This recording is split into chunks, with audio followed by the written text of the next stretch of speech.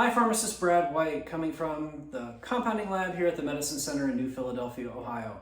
I wanted to share with you a device today that we use to help women deliver a vaginal medication dose.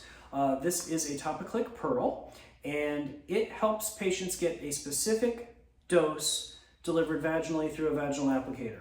How does this work?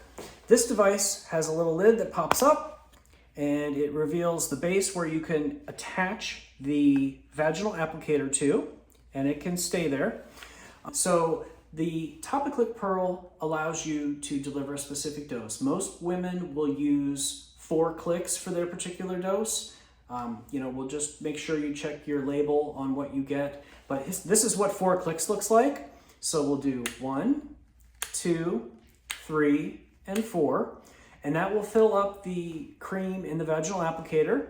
This then can be taken off and inserted vaginally, and you press the plunger to deliver the medication to the vaginal area. So if you have questions about how to use your medication application device, please reach out to us here at the Medicine Center Pharmacy. We want to make sure that you get the most value and effectiveness out of any medication therapy that you get. So please reach out to us and give us a call here at the Medicine Center Pharmacy with more information.